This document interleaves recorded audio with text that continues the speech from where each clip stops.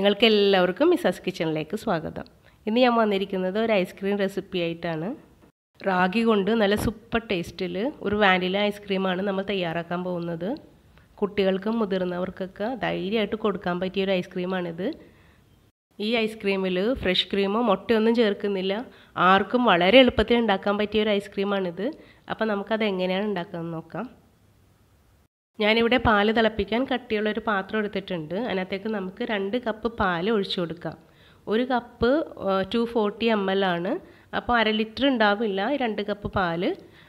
അത് നമുക്ക് ഒന്ന് സിമ്മിൽ വെച്ചിട്ട് വളരെ ലോ ഫ്ലെയിമിൽ വെച്ചിട്ട് ഒന്ന് തിളപ്പിച്ചെടുക്കാം. അത് തിളച്ച് പകുതിയാകണം. ഈ 1 കപ്പ് അളവായി മാറണം. 2 കപ്പ് പാല് 1 കപ്പിൻ്റെ അളവായിട്ട് തിളച്ച് വറ്റി വരണം.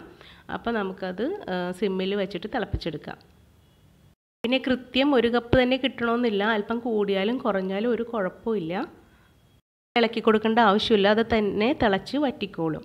ഇനി ഞാനൊരു മിക്സിയുടെ ചെറിയ ജാർ എടുത്തിട്ടുണ്ട്. അതിനകത്തേക്കൊരു 4 ടേബിൾ സ്പൂൺ റാഗി പുല്ല് ഓവർനൈറ്റ് സോക്ക് ചെയ്തതാണ്. അതിട്ട് കൊടുക്കാം. ഒരു 1/4 കപ്പ് പാലും ചേർത്ത് നന്നായിട്ടൊന്ന് അടിച്ചെടുക്കാം. ഇനി ആ അടിച്ചെടുത്ത റാഗി ഒരു അരിപ്പയിൽ ഒഴിച്ചൊന്ന് അരിച്ചെടുക്കണം. ആ ജാറിലേക്ക് 1/4 കപ്പ് പാലും കൂടെ ഒഴിച്ചിട്ട് അതും കൂടെ നമുക്ക് ഈ അരിപ്പയിലേക്ക് ഒഴിച്ചു കൊടുക്കാം. എന്നിട്ട് കൈ കൊണ്ട് നന്നായിട്ട് പിഴിഞ്ഞ് വേണം എടുക്കാനായിട്ട്. ഇതിനകത്ത് പച്ചവെള്ളം ഒട്ടും ചേർക്കരുത്, പാല് തന്നെ വേണം. അപ്പോൾ 1/2 കപ്പ് പാലായിട്ടുണ്ട്. ഇനി 1 കപ്പ് പാലും കൂടെ ആ അരിച്ചെടുത്ത റാഗിയിലേക്ക് ഒഴിച്ചു കൊടുക്കാം.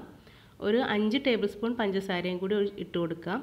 എന്നിട്ട് നന്നായിട്ട് ഇതൊന്ന് കുറുക്കിയെടുക്കണം. ഒരു മീഡിയം ഫ്ലെയിമിൽ ഇട്ടിട്ട് നമുക്കിതൊന്ന് കുറുക്കി തുടങ്ങണം. എന്നിട്ട് പതുക്കെ കുറുകി വരുമ്പോൾ തന്നെ ലോ ഫ്ലെയിമിലാക്കണം. എന്നിട്ട് കണ്ടിന്യൂസ് ആയിട്ട് ഇളക്കി തന്നെ കൊണ്ടിരിക്കണം. എന്നിട്ട് നന്നായിട്ട് ഒന്ന് കുറുക്കിയെടുക്കാം. ഇനി പാല് കുറച്ച് ഈ 1/2 കപ്പ് പാല് നമ്മൾ ഇപ്പോൾ എടുത്തിട്ടുണ്ടല്ലോ, അത് കുറച്ച് കൂടിയാലും കുറഞ്ഞാലും കുഴപ്പമില്ല.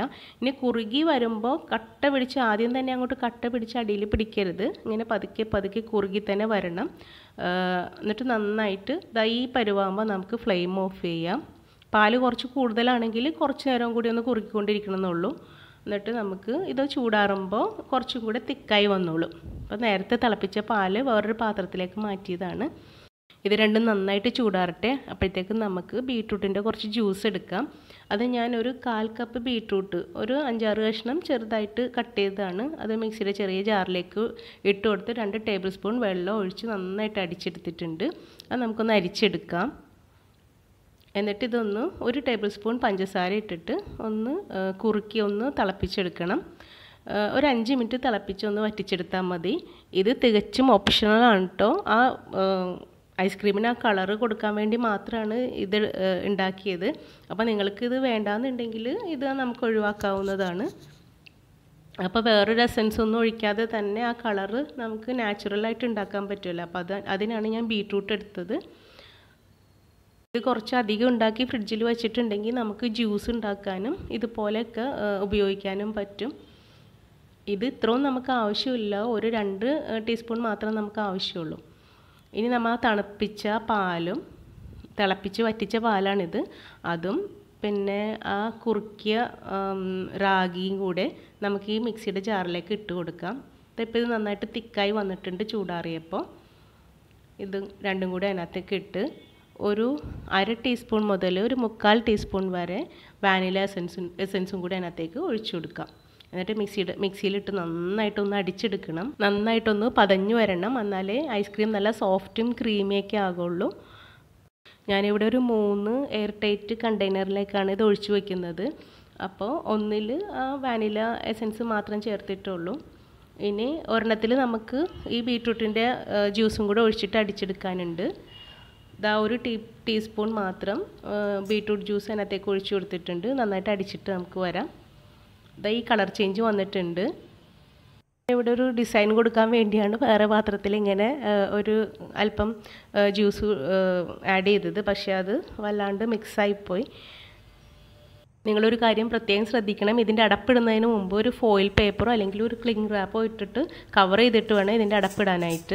എന്നിട്ട് ഒരു 8 മണിക്കൂറെങ്കിലും ഫ്രീസറിൽ സെറ്റ് ചെയ്യാനായിട്ട് വെക്കേണ്ടതുണ്ട്. ഇത് ഏതാണ്ട് ഒരു 8 മണിക്കൂർ കഴിഞ്ഞിട്ടുണ്ട്. ഐസ്ക്രീമൊക്കെ നന്നായിട്ട് സെറ്റായിട്ടുണ്ട്. നല്ല സൂപ്പർ ടേസ്റ്റി ഐസ്ക്രീം റെഡി ആയിട്ടുണ്ട്. ഇനി നമുക്കിതൊരു സെർവിങ് ബൗളിലേക്ക് മാറ്റാം. അപ്പോൾ നിങ്ങളെല്ലാവരും ഇതുപോലെ ഒന്ന് ഉണ്ടാക്കി നോക്കണം. നിങ്ങൾക്ക് ബീട്രൂട്ട് വേണ്ടെങ്കിൽ അത് ഒഴിവാക്കാവുന്നതാണ്. ഇനി അത് ചേർത്ത് നോർത്ത് അതിനൊരു ടേസ്റ്റ് വ്യത്യാസം ഒന്നും വരുന്നില്ല. നല്ല ടേസ്റ്റി ഐസ്ക്രീമാണിത്. അപ്പോൾ നിങ്ങളുടെ അഭിപ്രായങ്ങളും നിർദ്ദേശങ്ങളും കമൻറ്റ് ബോക്സിൽ എന്നെ അറിയിക്കണം. ഈ ചാനൽ സബ്സ്ക്രൈബ് ചെയ്യാൻ മറക്കരുത്. പിന്നെ ഈ വീഡിയോ ഇഷ്ടമായാൽ നിങ്ങളിത് ലൈക്ക് ചെയ്യണം, ഷെയർ ചെയ്യണം. താങ്ക്